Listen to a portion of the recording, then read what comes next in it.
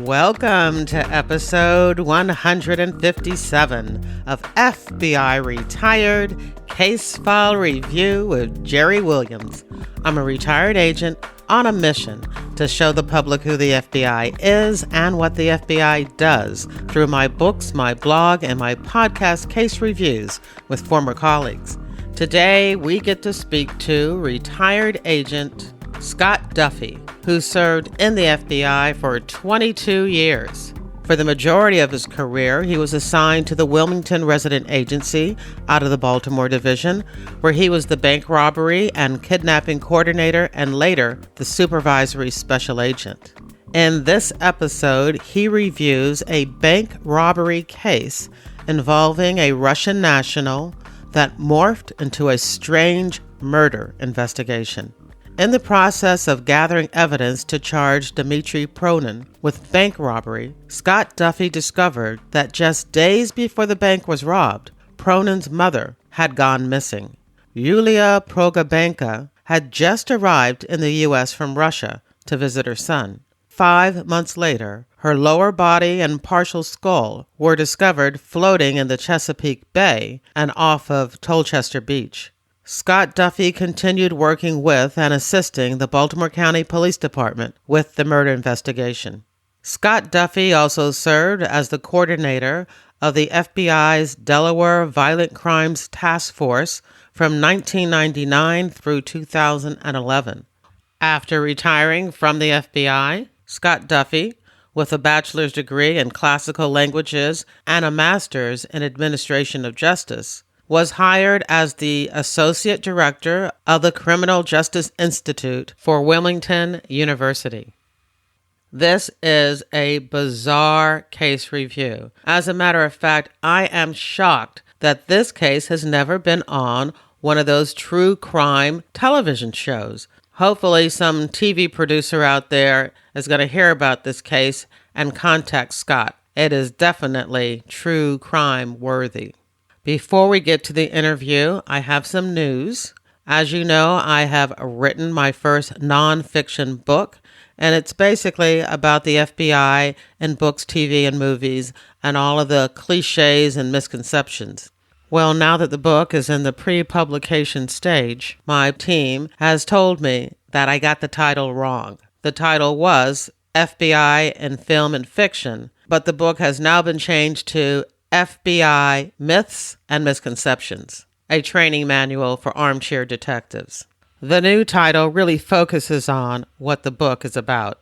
Each of the cliches covered in my FBI reality checklist are chapters in the book. I have quotes from some of the agents interviewed on this podcast, and then I review a book, a movie, or a TV show that covers that particular cliche. So please stay tuned for more information about my soon-to-be-published book, FBI Myths and Misconceptions, a manual for armchair detectives.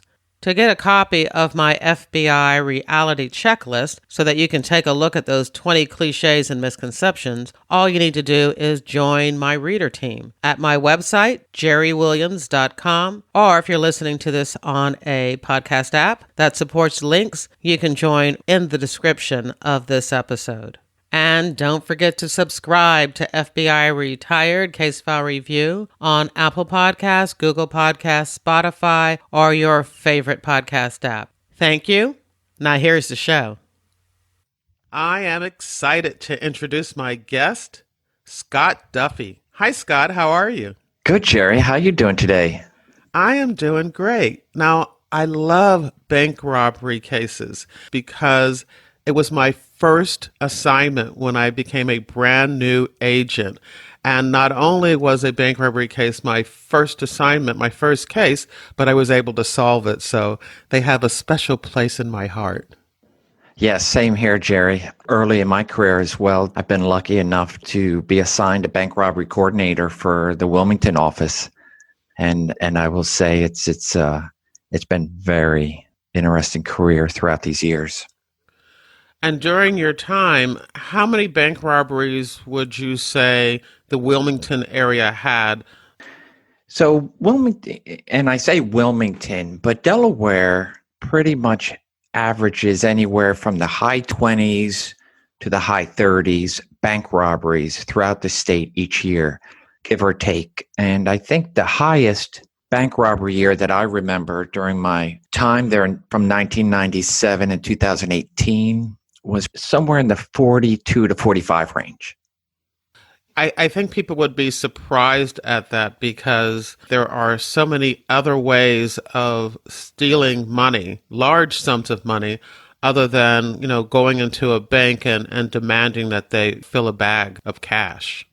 Yeah, I think, the movies, Point Break, etc., seem to capture where a crew of people go into a bank robbery.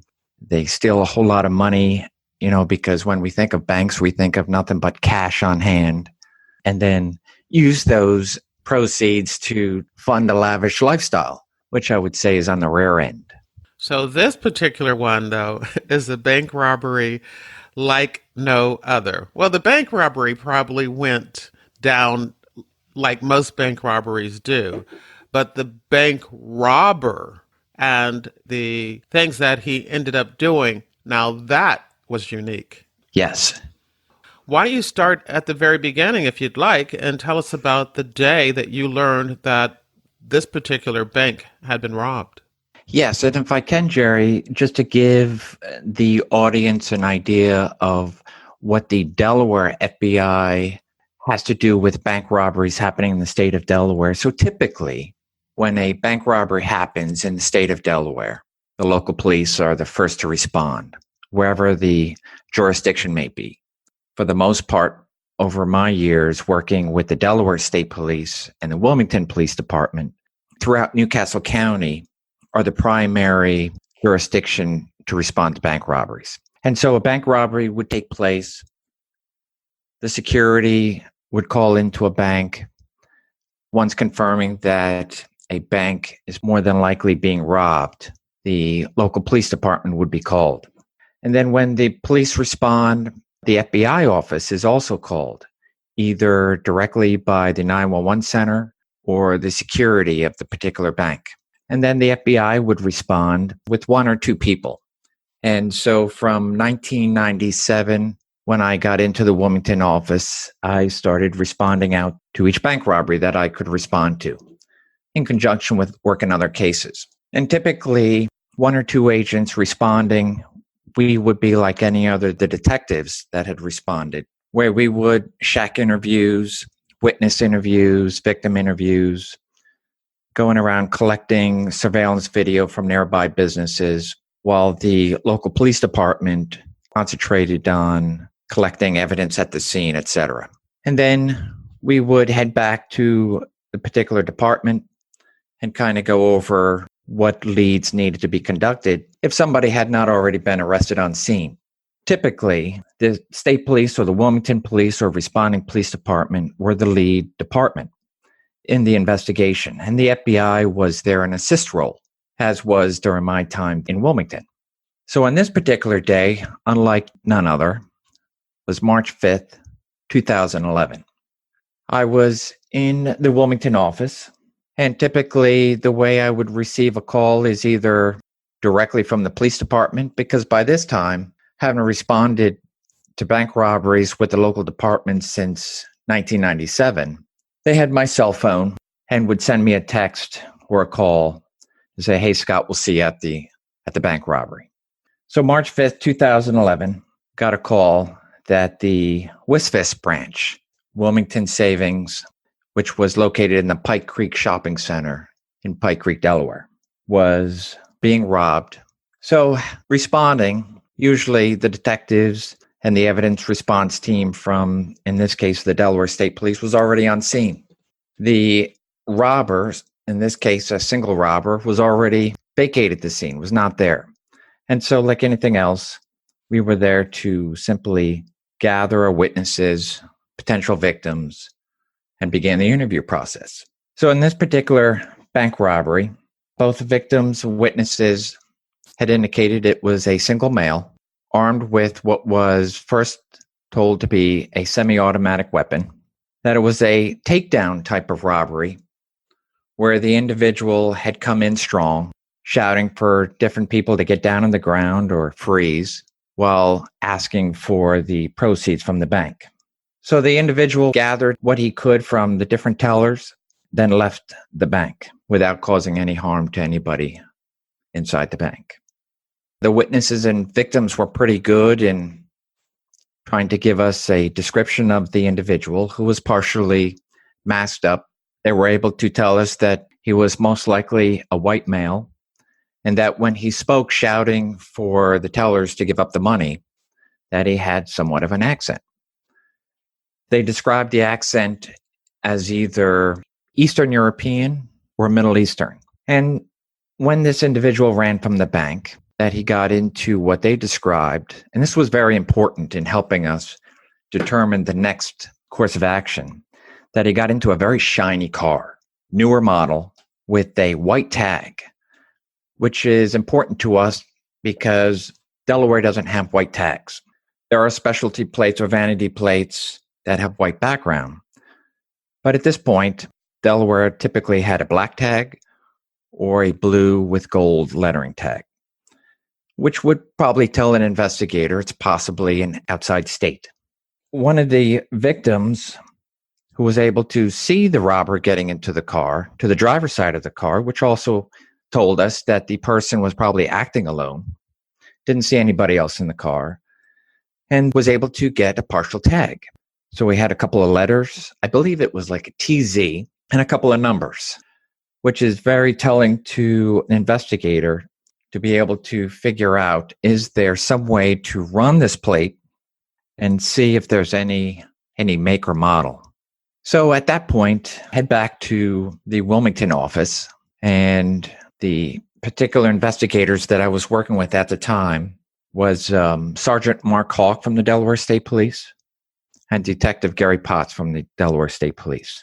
So they were my go-to people. They would begin their course of investigation, developing whatever leads they could, and then the FBI offering their assistance, I would develop whatever leads I could, and then we would join up throughout the period of the investigation, trying to see what's in common and what's left to figure out where we need to go. Scott, could you explain for everyone what the FBI jurisdiction is? Why is the FBI even involved in a local bank robbery? And when you said that the locals had the lead, if you could explain how these type of investigations end up in federal court. Yes. So when a robbery takes place anywhere, a robbery of a store, robbery of an individual, carjacking, whenever anybody takes something by force or attempting by force something from somebody else, it is, for all intents and purposes, a robbery. And the local police will respond out and begin an investigation. In particular, banks, when a bank is robbed, no different. The local police respond, have the lead jurisdiction, and the FBI will respond out and offer any assistance, because when a bank is robbed, it's also a federal crime as well as a local crime. And the federal crime is that all banks are FDIC insured. In other words, Federal Deposits Insurance Corporation. When a person puts their money in the bank, those deposits are insured up to a particular amount. So when someone goes and robs a bank, they, for all intents and purposes, are taking money from federally insured deposits.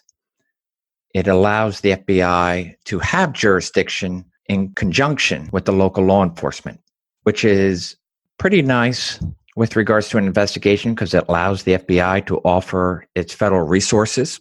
It also allows the FBI to work with, in conjunction with the local law enforcement, to find who robbed the bank and possibly prosecute on a federal level.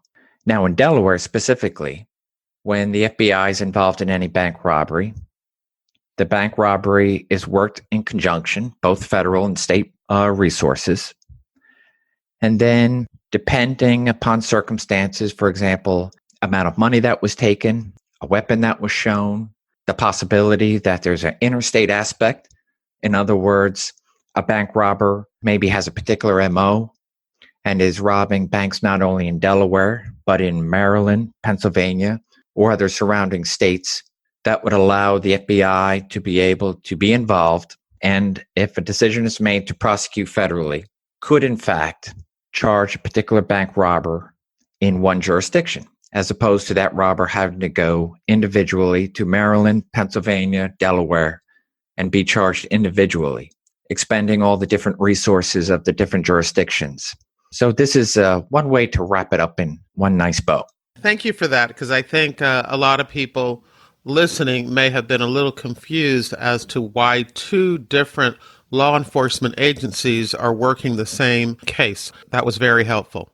Okay. So with regards to the March 5th, 2011 robbery, I had gone to my resources that I have gathered over the years, and we had all, that is the detectives from the Delaware State Police and myself, agreed that this car that was seen leaving the scene could possibly be a rental car. And so us agreeing that it was an out-of-state plate, being a white plate with, I believe it was blue lettering at the time that was described to us, not being a Delaware plate, we had to focus our attention on how many other states in the United States have white plates with blue lettering. And you come up with quite a few.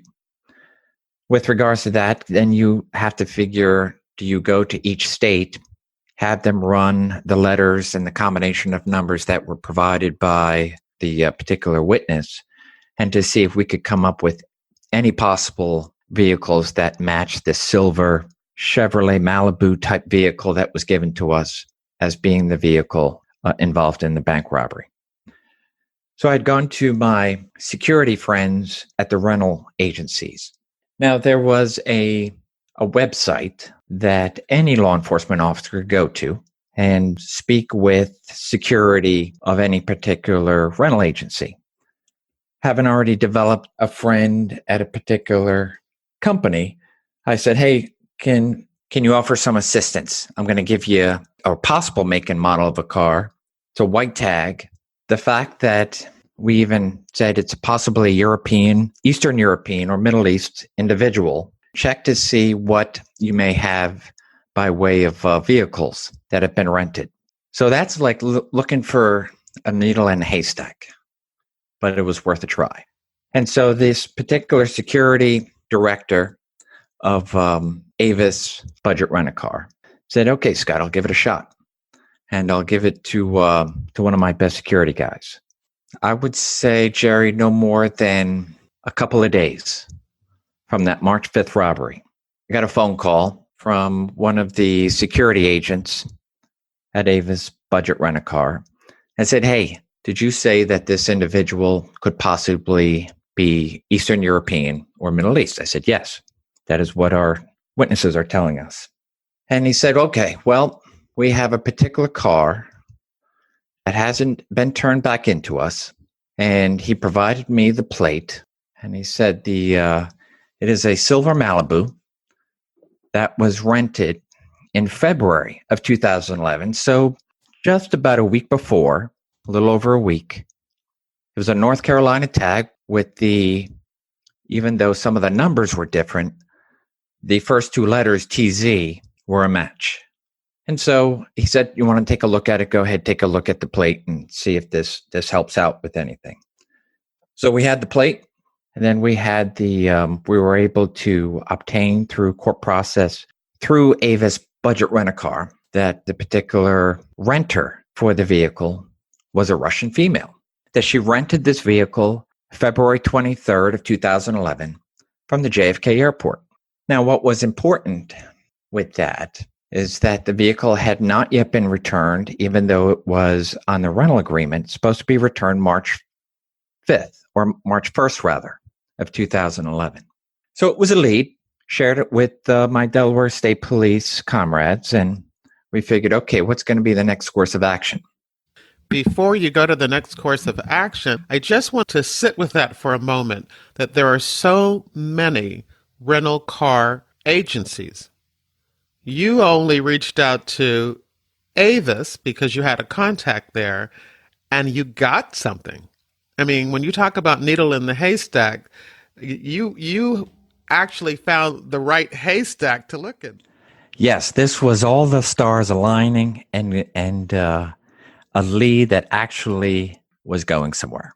And you're right. If we had come up with negative information, it would have been a matter of going to other directors of security to say, hey, could you possibly look at something for me and see what you can come up with? It is asking a private company to do something, some definite searching, and it takes some ingenuity as well. It just so happened that I was told that this particular individual who started to work on this project was going through files, going through the computer, literally looking at rentals one by one, having no particular point of starting other than, hey, we're looking at the Northeast because it's Wilmington. We didn't know where this car came from or where it went. And so this individual, who I was told was a retired city NYPD detective, took on that major challenge and was able to use all his years of experience in New York City and said, hey, I'll start with New York. Definitely something that had taken us into the next steps of this investigation. Those are those stars lining up again. Yes. So being that this was a joint investigation, we had brought in additional resources, that is from Homeland Security. And Homeland Security had the ability to assist us because now we had identified the renter, who was a Russian national coming into the United States on February 23rd, 2011. No other individuals seen with her. And of course, now having an exact point at JFK, we're able to obtain additional surveillance video to see if anybody was with this individual. Because at this point, going with our victim and witness statements, we were looking for a male, not a female. So Homeland Security was able to assist us. Obviously, anybody coming into the United States, not an American citizen, have to provide visas and being able to give additional information to authorities to say, what's your purpose of visiting the country? Just like any other individual who's going into another country to visit. What is your purpose of visit? Is this vacation? Is it business? Who are you going to see? Where are you going to stay? So we were able to find a visa for this particular individual who rented this Chevy Malibu on February 23rd, 2011. And on the visa, at an earlier time, as this was not the first time this person had visited the United States, had put down on an earlier visa, approximately a year and a half earlier, of coming to the United States to visit with her son. And we were able to get additional information on this particular male, her son, who was residing in Baltimore, Maryland, or just on the outskirts. This was important as we were now able to find a photo of a Eastern European male living in Baltimore, Maryland, and come up with, does this particular person match or at least similar to the description of the male who was masked coming into the bank on March 5th, 2011. Now, is that photo from his visa or from a driver's license? So it'd be by both. So it was, we were able to, with the help of Homeland Security, come up with the visa of a Dmitry Pronin. Dmitry Pronin had come into the United States legally, had sought a student visa, and where he had been gone to school at a local college in Baltimore County, in Baltimore, Maryland. And that his mother, the renter of the Chevy Malibu that I was talking about, her name was Yulia Pogrebenko. And so there began our search to see if we could, in fact, find Dmitry Pronin and develop enough or to determine that he was not our suspect. As with any case, you develop a suspect and the goal is, can I zero in on this suspect and does he or she get better with further investigation? Or can I rule out this particular person as a suspect and move on? So with Dmitry Pronin residing in Baltimore County, Maryland, somewhat fitting the build for this masked robber who'd gone in on March 5th, 2011, were able to secure help, again, using federal resources, of the FBI in Baltimore, Maryland. Detective Ryan Franks, who was a Baltimore County police officer at the time, was also a member of the bank robbery task force in Baltimore, Maryland. And the Baltimore Bank Robbery Task Force is a task force put together by the federal government, by the FBI, that puts together special agents from the FBI and detectives from local departments, Baltimore County, Baltimore City, and any other department that wanted to participate in the task force, and to jointly work bank robberies for the purpose of pulling together resources and working the investigation, coming up with the suspect or suspects, and then making a determination, will this particular individual be prosecuted locally or federally? As the same for bank robberies prosecuted in Delaware. When a FBI agent and the local police are working the case, when a particular person is identified, it is then determined if this person is going to be prosecuted federally or locally. And that's done with the local prosecutors as well as the federal prosecutors, known as an assistant U.S. attorney. And ultimately, what's determined is, where's this particular person going to be prosecuted? What amount of time are we looking on a federal charge versus state charge? And ultimately, is the community impacted best by going down a federal or a local charge? So Detective Ryan Franks from the Baltimore County Police Department started his research. What that allowed is, as myself and the Delaware State Police detectives are in Delaware, we're working to further identify if in fact this Dmitry Pronin is in fact our bank robber, running different checks in Delaware, seeing if he's ever been stopped by the police or has any friends or contacts in Delaware that might be able to be identified. Ryan Franks was able to do his research and first and foremost see if he could locate an address for Dmitry Pronin, in which he did, and was able to come up with a license, Maryland license, and sharing the information, sending us back anything that might be deemed helpful in our investigation. And as the investigation continued, we were able to come up with information that we were able to get a local warrant out for Dmitry Pronin as the suspect in the March 5th Wisvis bank robbery at the Pike Creek Shopping Center. So that robbery warrant is a local warrant. It is put on file, and we advised Detective Franks that a warrant was in place and that he could proceed with coming up with a plan to find Dmitry Pronin and determine if he was in fact driving the car that was rented by his mother on February 23rd, and to effect the arrest. So on March 14th, 2011, Detective Frank advised us by calling us saying, hey, I have Dmitry Pronin in the car. We've identified an address that he's associated with, and he is, in fact, driving the car with the North Carolina tags that were originally on the car when the mother rented it from the JFK airport. Did not see the mother, Yulia, anywhere around. And so he made a decision that on March 14th, go ahead and effect the arrest for the single bank robbery on March 5th.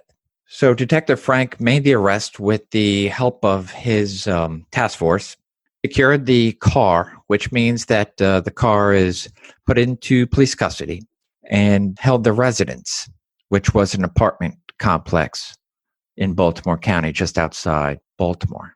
So as we have our fingers crossed, we're hoping everything is just going to fall in place as it seems like the stars were aligning for us.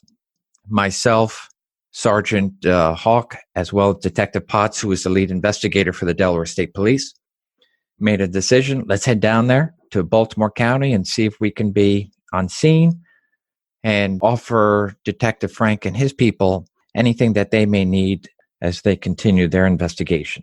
So as we arrived and got a good look at Dmitry Pronin, realized that the mother was nowhere to be found, and the car was taken into police custody.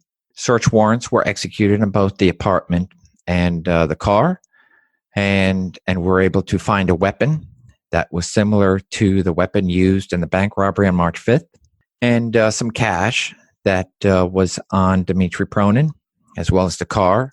So I took a stab at interviewing Dmitry Pronin to see if he wanted to offer up anything whatsoever with regards to either being the robber for the March 5th robbery or give me an alibi to show me you're not the individual. So Dmitry Pronin chose to remain silent and requested his attorney. And so we, at that point, did not obtain an interview. So we head back to Wilmington, tried to figure out how we could additionally move forward in prosecuting Dmitry for the bank robbery of the Wispis on March 5th. We had some pretty good information. We had some pretty good evidence that was obtained from the car and from the apartment. Yet, like anything else, I strive to try to get an interview or a confession and anything else that we could get for the prosecution. A couple of days go by, Jerry, and Dmitry Pronin reaches out through his attorneys. As I realized, as we did our background, now having Dmitry Pronin identified as a suspect, then we can do a suspect history. Figure out when exactly he got here, what he's all about, what he's going to school for, how he came into possession of a weapon, and anything else that can help us determine that Dmitry Pronin is the bank robber for the bank robbery that we're investigating. So the attorneys had reached out to us saying that we're going to allow him to make a statement because he wants to make a statement in exchange for a federal prosecution. Now, this is pretty unique to me, where an individual who's faced with the possibility of doing time in the state of Delaware for the bank robbery, or time in the Fed system, the federal system, or the bank robbery in Delaware. And he chose to do his time in the federal system. And by doing so, he had to provide a complete interview and confession to the bank robbery. And he agreed to. And so we went back. Could you explain why somebody would want to go into the federal system as opposed to, the local Delaware system? Is there advantages? Yes, I believe there are advantages depending on the individual that's looking. And so with that, Dmitry Pronin was very clear as to why he wanted to go into the federal system, because we asked him that very question. And what we found out that Dmitry Pronin, prior to the bank robbery on March 5th, 2011, had done some searches, some research of his own through the internet, where he Googled state prisons in the state of Delaware. He Googled to see if, in fact, what their meal plan was, what their workout plan was, if they had one, whether he would, what part of the state he would be in. And he said that he found in the federal system to have a better workout and meal plan. What? Wait a yes. minute. This is almost like he was committing the bank robbery just so that he could end up in prison. It was almost like he had a card in his pocket and he figured, okay, I've been caught. So how do I make this work out best for me? Wow. And he admitted that the Delaware prison system was worse than the federal system, at least from his research. And so by doing that, he said, if I confess to this bank robbery and provide you everything you need to know in order to believe that it was me and only me who committed this robbery, I will confess to the FBI and to the Delaware State Police how I went about committing this robbery and that I wish to be prosecuted only in the federal system. So, of course, Detective Potts and Sergeant Hawk and myself were not able to make those promises, and we surely could not make any commitments. So we reached out to our prosecutors, Delaware State Police, going to the Attorney General's office, and myself going to the assistant U.S. attorney assigned at the time, Corky Falgowski, in the state of Delaware. And we were able to get a commitment that Dmitry Pronin would be prosecuted in the federal system for that one-count bank robbery on March 5th, 2011. And so began obtaining a warrant in the federal system, dismissing the count of bank robbery in the local system. So began the prosecution of Dmitry Pronin through the Delaware Assistant U.S. Attorney's Office. So I thought it was wrapped up nice and tight. We figured, okay, he provided a confession, told us that the weapon that was recovered from the car during the execution of a search warrant in Maryland was in fact the weapon that he used in the robbery on March 5th. And that was that. But as the weeks wore on, with regards to us putting together our case of one count of bank robbery, we had started to get phone calls, that is the FBI office, from the same attorneys that were representing him, saying that as they were representing Dmitry Pronin on an unrelated case in the county of Baltimore, that they in fact had numerous conversations from Yulia Pogrebenko, that is Dmitry's mother. And they provided information that Yulia was to be a star witness on behalf of her son, a character witness, in this unrelated case that Dmitry had gone through. She was to testify in, I believe it was late February of 2011. And they said, in the course of our bank robbery investigation, have we come across Yulia? And we said, no, we have not. So was that why she had come to the United States, just to testify in that proceeding? That is correct. It was my thought, as well as the investigators on the case, not having enough information of a particular Russian national coming here into the United States, that we had simply thought of the possibility that Yulia had come into the United States, had left her son the car, and had left the United States. And that if she had not left the United States, that she was somewhere else in the United States.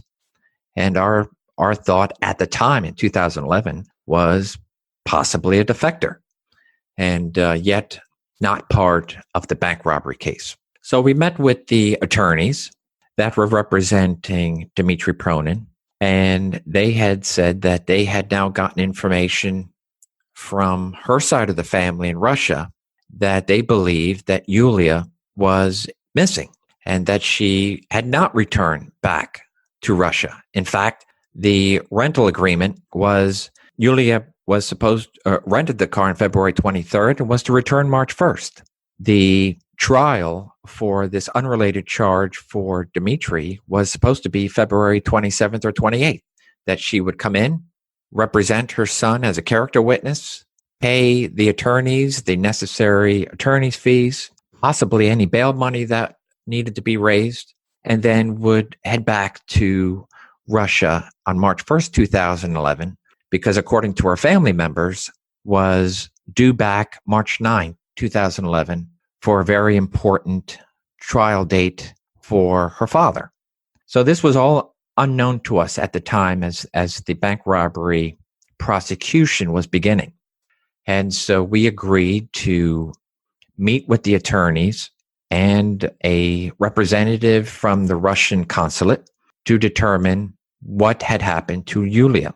We realized that the rental agreement that was in Dmitry's custody, in his possession, was in fact altered, which means we got a copy of the rental agreement from the rental agency that showed that Yulia had in fact rented the car with a particular bank card that she had used, her debit card. We were able to get the surveillance video of Yulia that showed her waiting with her luggage and particular clothing in the surveillance video, and then also showed a particular individual speaking at length with Yulia, to the point that we believed that this individual was not a representative of the rental agreement, that this particular individual knew her. Through a course of investigation, we were able to find that the person in the video that Yulia was talking to was in fact an American citizen that was good friends to Yulia and her son back from Russia. And they had since left Russia and were currently residing in New York. We had found out that these particular individuals that we were able to identify and in fact interview at a later date, that the individual was contacted by Yulia. Hey, I'm in the United States. I came without telling anybody. And while I'm here in New York waiting for a rental car and waiting for traffic to die down, would you please come and help me because of my limited English to get a rental car? So her good friend living in New York went to the JFK airport, helped her, in fact, with the obtaining the rental car and explaining to her how to get to Baltimore. It was through this friend that we learned that Yulia had arrived with a substantial amount of cash, even though she did not know how much. She said it would have been enough to pay for her son's bail if needed, to pay off several $1,000s of attorney's fees that was still outstanding, and anything else to help her son through this unrelated charge that was going on in Baltimore. Said she was only going to be here for a few days. Before you move on, could you describe Yulia to us? Because I initially was thinking, somebody older who would have trouble navigating around a foreign country, but it sounds like she was pretty much on the ball. What was her background? What was her age? So Yulia was an educated citizen of Russia. I believe her background, she actually worked in the university as an educator.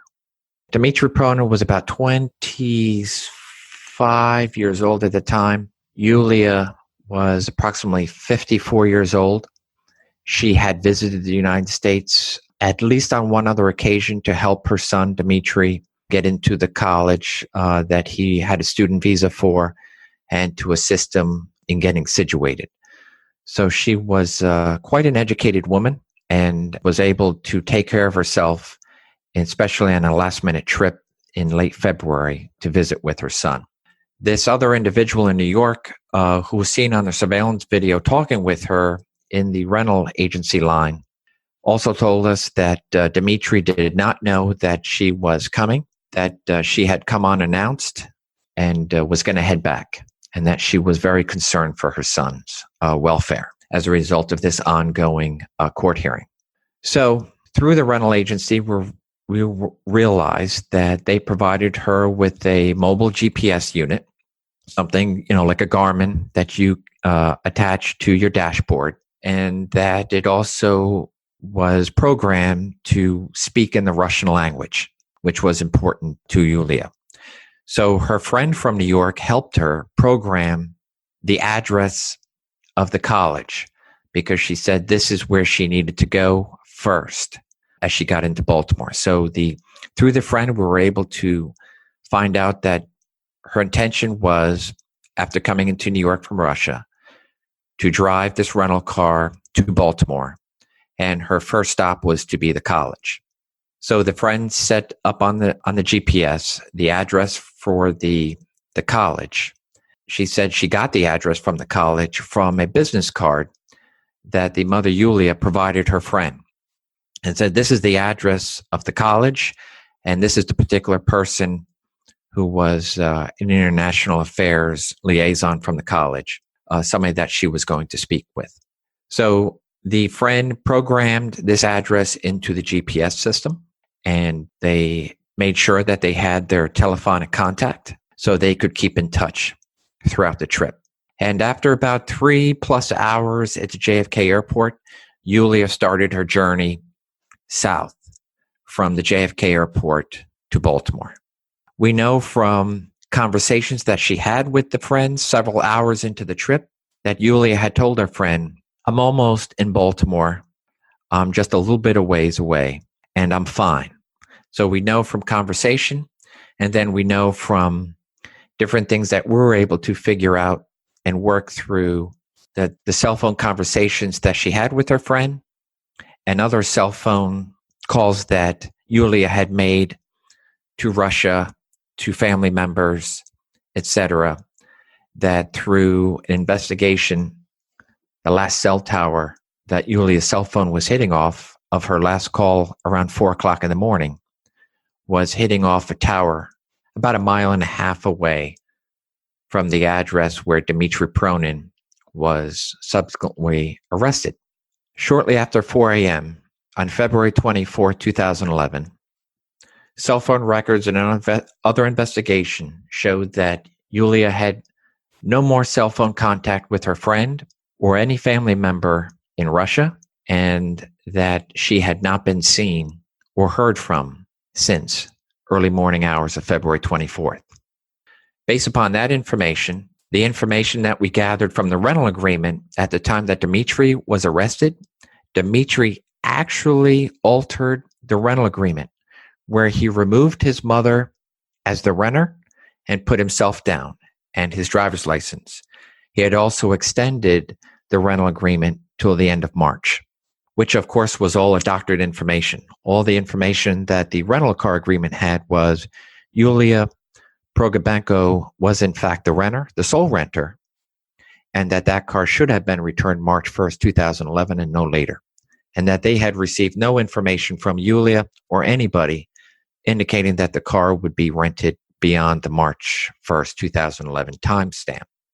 So myself and an ATF agent by the name of Ronnie Nat now began to partner with regards to talking with Dmitry further about his mother.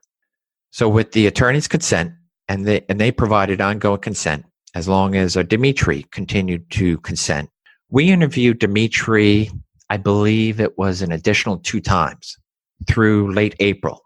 Now, meanwhile, the investigation is continuing on to the bank robbery just to pretty much put the final touches on it. Dmitry had confessed completely to the bank robbery, how much he had taken, and the fact that he was the sole robber of the March 5th, 2011 robbery. After a plea agreement was decided that he would serve 10 years in a federal detention center for the bank robbery on March 5th. So all that was being worked through his attorneys and the prosecutor. We then went back with Dmitry and said, "Hey, Dmitry, we would like to talk to you about your mother." So Dmitry provided information that just was not consistent with anything that I could possibly rationalize. For example, Dmitry said that he had not seen his mother, spoken with his mother, or knew that his mother was ever coming into the United States. That was early in the investigation, prior to us hearing anything with regards to Yulia's disappearance. And we accepted it at face value. Yet he was driving her rental car. And so thereby it was just assumed and taken him at face value that the car that the mother rented was left on the roadside at the BWI airport, that he was told there was some money in the car, a new rental agreement, and that the car was for his driving pleasure.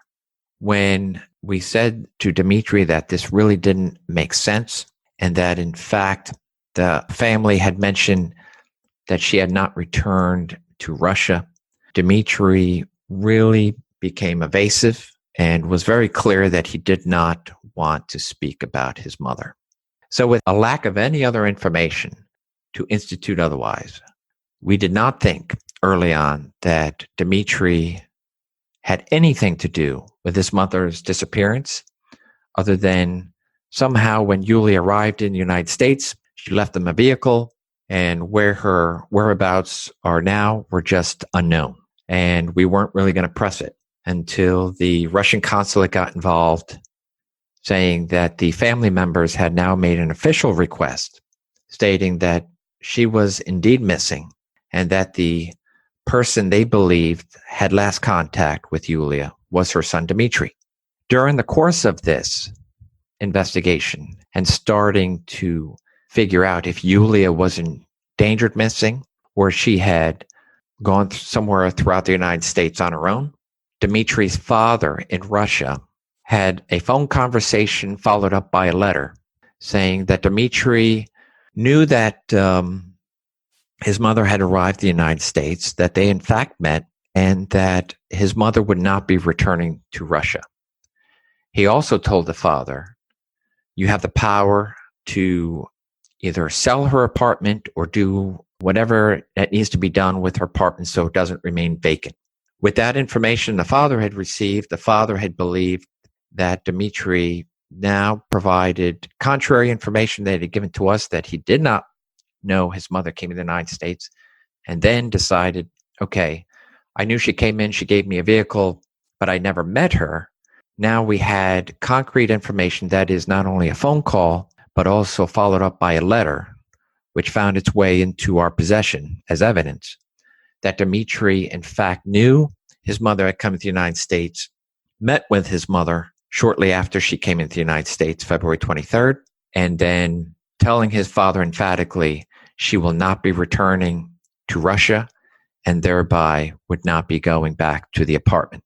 So now we began an investigation that Yulia might have met with foul play based upon the contradictory statements from Dmitry and the new information found from the father in Russia.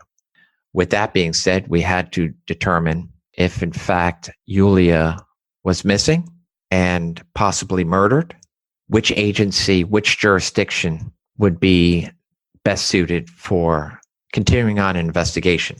So with the help of Detective Frank, Agent Nat and myself had set up a meeting with the Baltimore County Missing Persons Unit, and we spoke with Detective Carol Bollinger. Detective Carol Bollinger, at this point, listened, took all the evidence that we had for the bank robbery, and continued on the investigation now late April, early May of 2011. Detective Bollinger was able to find that the apartment and the car was still in law enforcement custody, had not been released back to the rental agency yet, and that the apartment was not re-rented, even though Dmitry had not been in the apartment since his arrest March 14th. So the apartment with all his belongings had remained secured. So they were able to conduct an investigation, obtain the necessary local search warrants, go back into the apartment, and there they were able to find the her clothing. That was the same clothing depicted on the surveillance camera when Yulia was at the JFK airport on February 23rd. They were able to find her passport and visa and the bank cards that she had in her possession, or believed to be in her possession, all within the apartment for Dmitry Pronin, which would now show that Dmitry Pronin was not only in contact with his mother, but also had intercepted her belongings and her clothing that she had on and depicted in the surveillance video at the JFK airport.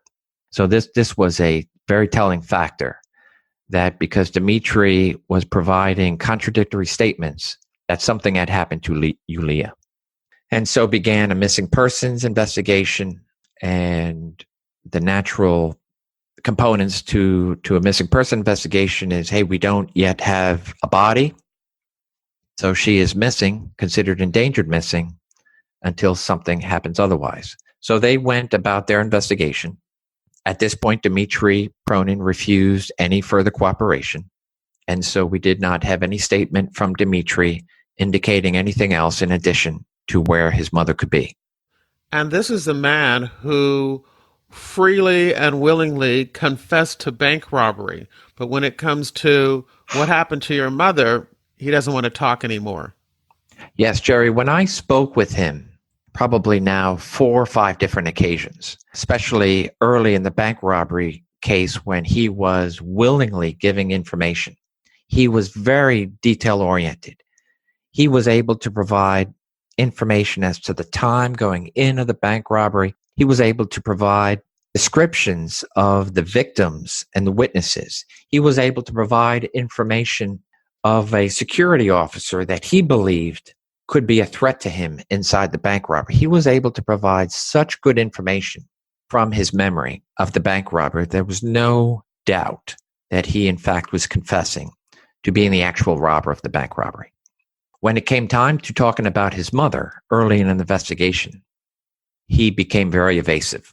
His body language was giving off all kinds of signs that he did not want to participate in the interview. Shy of saying, I don't want to talk anymore, leave, he tried to give information that was just contradictory to what the father had already told us, that is Yulia's ex-husband, to what authorities in Russia were telling us through the consulate, that Yulia had definitely come into the United States and had a substantial amount of money with her. We were able to determine that Dmitry had all of a sudden paid off some back rent in money orders that he had paid off his attorney, and the fact that he was in possession of cash. We were also able to find, with the help of the Baltimore County Detective Unit, that Dmitry had used her bank card, and we found out there was only one bank card issued, that the bank card that was used by Yulia to rent the actual vehicle on February 23rd was also used by Dmitry to withdraw funds from her bank account at a local ATM near his residence in Baltimore County. And so the conclusion was Yulia had definitely come in contact with her son Dmitry somewhere in the morning of February 24th, 2011, and was no longer seen or heard. So the Baltimore County put out information that they are looking for information leading to the whereabouts of Yulia Pogrebenko. It was sometime, I believe, in June of 2011, and then later in the summer of 2011, that the lower torso of a female was found in the Chesapeake Bay, as well as the partial remains and a skull of what was believed to be a female that washed up on a beach and recovered by fishermen and then turned over to their local authorities. With the information Baltimore County put out looking for any information of a missing female, they were contacted and recovered the remains that had been recovered by passerbys and local fishermen. As a result of search warrants and cooperation from the Russian authorities in Russia, it was determined that both the lower portion of this torso as well as the skull that were recovered were in fact the remains connected through DNA to be that of Yulia Pogrebenko. At that point, this was no longer a missing persons case, but in fact a murder investigation into the death of Yulia Pogrebenko. So how long did it take for DNA to come back? Because that's one thing I always like to do, is kind of educate on what you see on TV and what happens in real life. Yes. So typically, as in my investigations, whenever I've needed DNA evidence, it could take anywhere from 90 days to, if there's a tremendous backlog in the particular lab, whether it be a local lab or the FBI lab, up to a year. However, the local police lab was used by the Baltimore County Detective Unit. A rush job was requested. And like anything else, when you put a rush on something, it adds up. And with regards to payment, et cetera, if you have to go to a private lab. So they were able to, in a matter of months, that Yulia Pogrebenko was in fact identified through DNA within a very short period of time to the missing to the remains that were found on the beach and in the Chesapeake Bay. So the investigation continued. A grand jury was sought out in Baltimore County. Detective Carol Bollinger, myself, and Agent Nat from the ATF partnered up with whatever leads we can conduct. As a result, we were able to solicit the help of our headquarters, and we were able to then get a mutual agreement with regards to the Russian government, law enforcement there, through the DC consulate office and our FBI HQ, in getting all the parties involved to ensure we have all the evidence that is necessary for Detective Bollinger to proceed with a murder investigation with the suspect at the time, Dmitry Pronin, her son. Based upon his conflicting statements that he was giving with regards to never having met his mother, but yet being in possession of the rental vehicle, and then subsequently being in possession of her luggage and her visa, passport, all indicating that there was only one individual that had come in contact with Yulia Pogrebenko, and that was her son, Dmitry Pronin. So as the investigation continued, Dmitry Pronin was finally indicted and charged with one count of homicide, and so began the court process for Yulia Pogrebenko. And that had to be a state charge. Is that correct? That is correct. So at this point, the FBI was only involved with regards to leveraging whatever resources. For example, we were able to get through our FBI HQ, our headquarters, the Attorney General's office that handles international affairs. We're able to solicit the cooperation of the Russian government, Russian law enforcement, to where she had been residing. We needed the letter that Dmitry had sent to his father. And all that had to come through investigation that had to be conducted in Russia.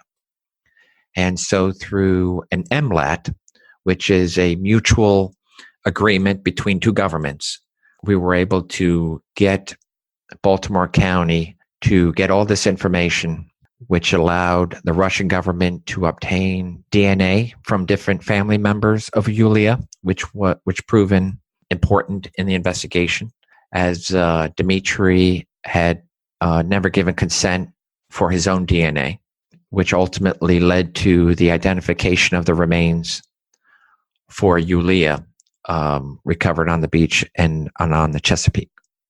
So with that being said, the case continued to where Dmitry Pronin finally, after about a year of going back and forth through the different court process and obtaining information, that he had finally agreed to plead guilty, and with pleading guilty in court to the death of his mother, Yulia, had also provided a statement in open court as to the facts that Yulia had come and met him near at his residence in Baltimore County, and that Dmitry was surprised by her visit, had fatally shot his mother, and dismembered her to discard of her remains so that she could not be found. And as a result of his plea agreement and to his statement and confession to the killing of his mother, Yulia, Dmitry received a substantial amount of time in Maryland to commence after he serves 10 years of federal time for the bank robbery that occurred March 5th, 2011. Do you have the exact amount of time he received? Yes, I believe it was 25 years. Wow. Now, when you said that she surprised him with her visit, was he trying to indicate that he shot her because he thought it was a prowler, or did he not explain that? No, he knew exactly who he was shooting, and that, as he described to us, that he just did not want to see his mother. And ultimately, he wanted to remain in the United States, and he believed that his mother was there to take him back to Russia after everything was settled with college and his unrelated trial, that she had tremendous love for her son, but through his attorneys and her attorneys, that she had tremendous influence over her son. And that when she had arrived in the United States, unbeknownst to Dmitry, that law enforcement surmises that when she made contact with Dmitry, that some sort of argument ensued and that he subsequently shot his mother. And that's the extent of his confession. The shooting, of course, is very hard to understand, but dismembering your own mother is just horrific. Yeah, and as we had gotten to know our counterparts in Russian law enforcement, they had described, hey, that every particular country has it's crime that is considered the top of the tier, so to speak. And that in Russia, the mother is very well revered. And so thereby any crime against one's mother is taken very seriously in Russia.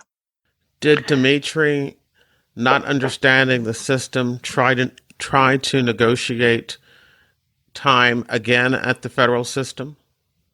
I think at this point, from what I can gather from talking to Dmitry and learning a little bit about his life through investigation, that Dmitry knew at some point he'd be going back to Russia, not with his mother because he had taken her life. And so thereby, I don't know what was in his mind when he decided to commit a bank robbery, perhaps to get more funds, as his funds were limited. He had not been working. Whatever money was determined to have been with Yulia when she came to the United States, he had taken. I believe his way of staying in the United States was pleading with the federal government and pleading to 10 years for that one count of armed bank robbery was in fact to stay in the United States as long as possible and then to try to stay in the United States and fight deportation if that were to come at the end of these 10 years. From what I gather, Dmitry's purpose was to stay in the United States as long as possible, whether it be in custody or as an individual roaming about the United States. And he's making these negotiations knowing that he has murdered his mother. Yes. Wow. You know, in the 22 years as an FBI agent, I've come across, I would say, a variety of people that suspects of different crimes, from homicide to white collar theft from elderly. And of all the individuals of different minds I've been interviewed, investigated, Dmitry is at the top with cold and calculating as to someone who took his mother's life quickly and not much thought to dismembering her, to discard of her in the way that he did, and then to proceed to a bank robbery, and then who knows what other crimes he could have or would have committed in order to stay on the run. So as a result of a bank robbery investigation and the security of a private rental company, instead of just taking our phone call and saying, yeah, we'll get to it when we get to it, and then tossing it aside, and could have easily come back and said, yeah, we checked our records, but we couldn't come up with anything. Because I do believe it was a tedious search that this individual was able to come up with a vehicle that ultimately not only led to Dmitry Pronin, the bank robber for our Wisfist bank robbery on March 5th, but also for the killing of his mother, Yulia, we know to be the morning of February 24th, 2011, and now remains in custody. Well, Scott, this is such a fascinating case, and it just kind of explains the complexity that an investigation can take you into, the different directions that an investigation can take you into. Yes, I will say of all the investigations, this was multifaceted and important, as I learn from any investigation I do, to be open-minded, to not make any assumptions. For example, my early assumption that Yulia had come into the United States and assisted her son with getting a vehicle and some money and then moved about the United States not to return home.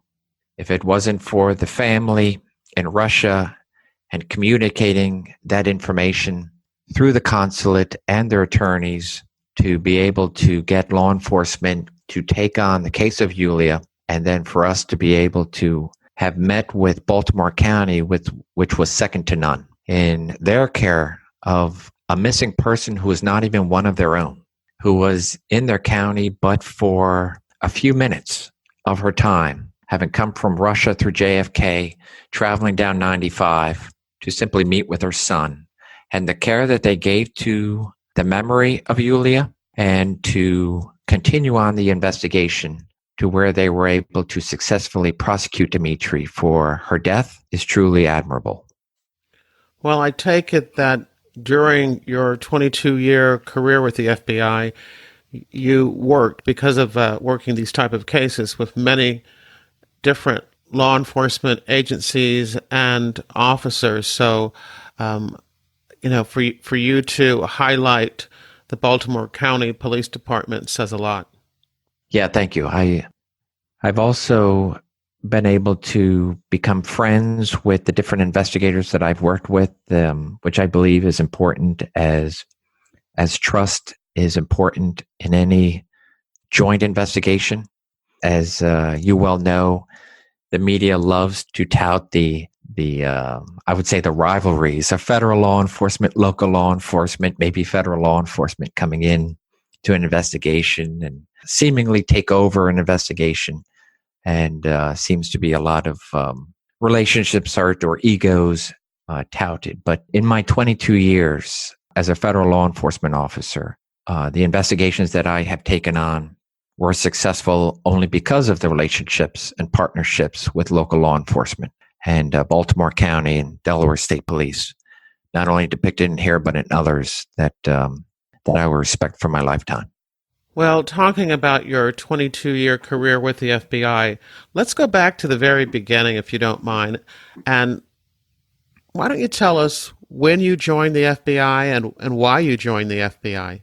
Well, Jerry, I joined the FBI in 1997. So I was a part of the 97 6 class. And what that means is new agents enter a class on a Sunday afternoon, and they're given their number and their numbers. So the number that I was given, 97-6 for my class, entered in the fiscal year 1997. We were the sixth class of 1997, having entered into the FBI Quantico's class of FBI agents.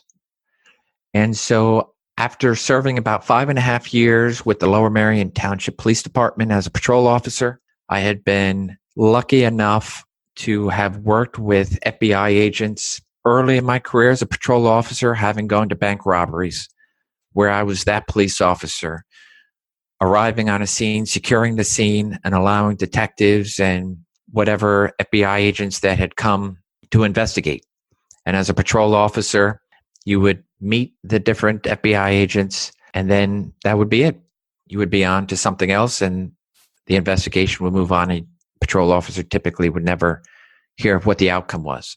So as a patrol officer, I enjoyed getting to know the different FBI agents to such a point that I was able to develop a relationship with the Fort Washington office. At that time, it was the Lansdale office, just outside Philadelphia, and began a good friendship with several of the agents to the point that they had inspired me to pursue my life stream of one day being an FBI agent, where I was able to take the exams, continue to pass, and then be offered that conditional employment, that letter that you get that says, congratulations, you have a conditional letter of employment.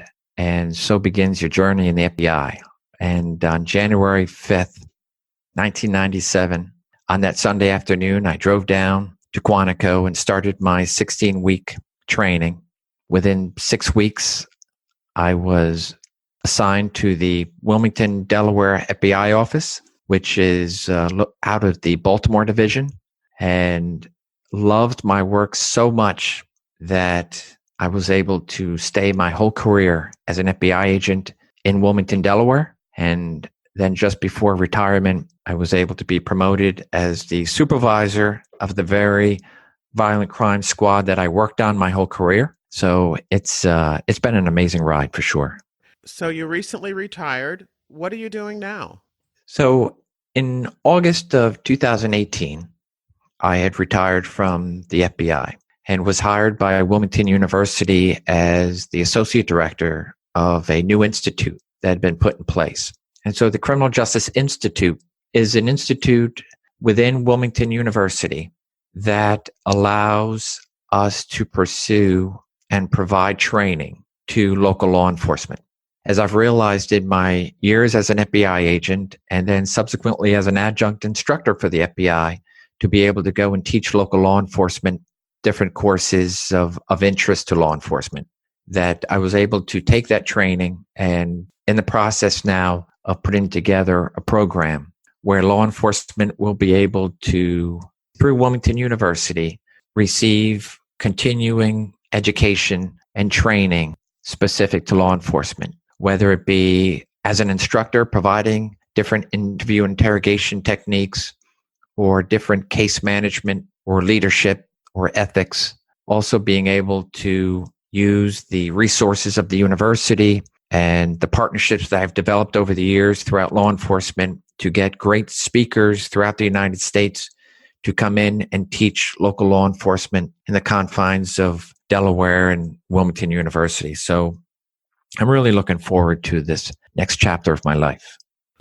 I always like to give my guest the last word. So what would you like to say?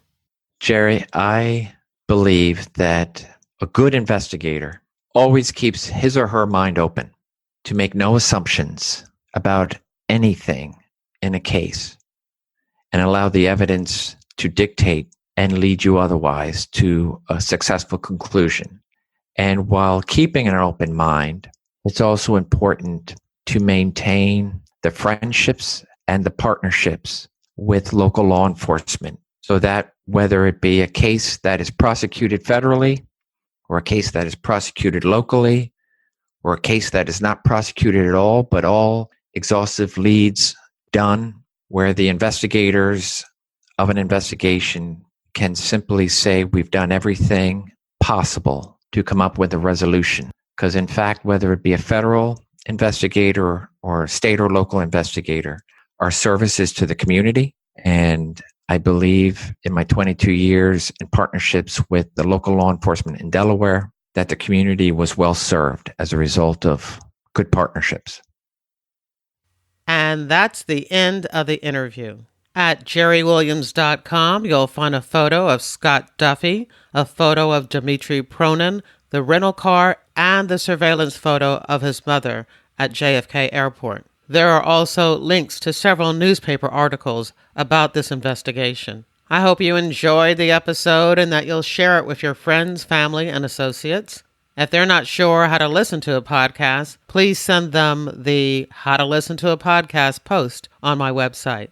And don't forget to subscribe to FBI Retired Case File Review on Apple Podcasts, Google Podcasts, Spotify, or your favorite podcast app. I don't have a crime fiction recommendation for you this week. I was busy hobnobbing with other podcasters at PodFest in Orlando, Florida this weekend. Plus, I'm being very disciplined, working hard on the revisions and editing of my next book, FBI Myths and Misconceptions, a manual for armchair detectives, a more than 50,000-word expanded version of my popular FBI reality checklist. You'll soon be able to pick up a copy of the book at all stores where books are sold. If you enjoy good police procedurals, I hope that you'll also consider picking up copies of the crime novels in my FBI Philadelphia Corruption Squad series, Pay to Play, and Greedy Givers. The crime fiction series features Special Agent Carrie Wheeler, Temptation, Corruption, and Redemption. The books are available as ebooks and paperbacks at Amazon.com, and Pay to Play is also an audiobook. Thank you for listening to the very end. I hope you come back for another episode of FBI Retired Case File Review with Jerry Williams. Thank you.